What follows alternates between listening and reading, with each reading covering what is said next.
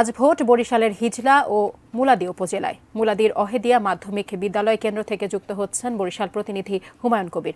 হুমায়ুন কবির, আপনি যেখানে আছেন কি অবস্থা দেখতে পাচ্ছেন? কেন্দ্রটিতে ভোটারদের সংখ্যা কিরকম এবং আইন শৃঙ্খলা তৎপরতা কেমন দেখতে পাচ্ছেন সকাল থেকে? জি ছাদি, আপনি যেমনটি বলেছিলেন যে বরিশালের ষষ্ঠ নির্বাচনের দ্বিতীয় ধাপে বরিশালে মুলাদী এবং হিজলা উপজেলায় অত্যন্ত সুন্দর এবং সুষ্ঠুভাবে ভোট গ্রহণ চলছে। আমি রয়েছি মুলাদীর ওয়াহিদিয়া মাধ্যমিক বিদ্যালয় কেন্দ্রে। তবে সকাল 8টায় নিয়ে ভোট গ্রহণ শুরু হয়েছে, কিন্তু ভোটারের উপস্থিতি কম।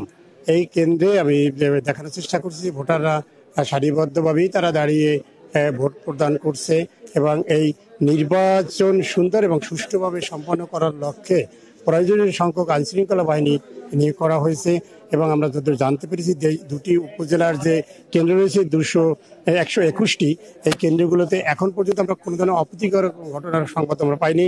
আমরা কিছুক্ষণ আগে এখানের অতীত নির্বাচন যে কর্মকর্তা তিনি এসেছেন, তিনি বলেছেন যে তিনি কেন্দ্রতে পর্যন্ত দেখেছেন সব জায়গায় সুন্দর সুষ্ঠুভাবে নির্বাচন চলছে, কোথাও কোনো ধরনের অপ্রীতি ঘটনা বা কোনো ধরনের গোলযোগের সংবাদ তারা পাননি এবং কোথাও হয়নি। আর এই দুটি উপজেলায় ভোট গ্রহণ অব্যাহত রয়েছে।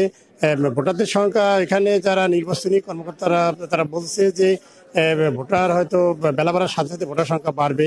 আর ভোটাররা বলছে যে তারা সুন্দর সুষ্ঠু এবং শান্তিপূর্ণভাবে তারা ভোট প্রদান করতে পেরেছে। এবং হিজলা উপজেলার চেয়ারম্যান পদে 5 জন, ভাইস চেয়ারম্যান পদে 4 জন, মহিলা ভাইস চেয়ারম্যান পদে 2 জন এবং মুলাদী উপজেলায় চেয়ারম্যান পদে 3 জন, ভাইস চেয়ারম্যান পদে 2 জন এবং মহিলা ভাইস চেয়ারম্যান 2 জন নির্বাচনে প্রতিদ্বন্দ্বিতা করছে। ভোট গ্রহণ চলছে, অত্যন্ত শান্তিপূর্ণভাবে ভোট গ্রহণ চলছে।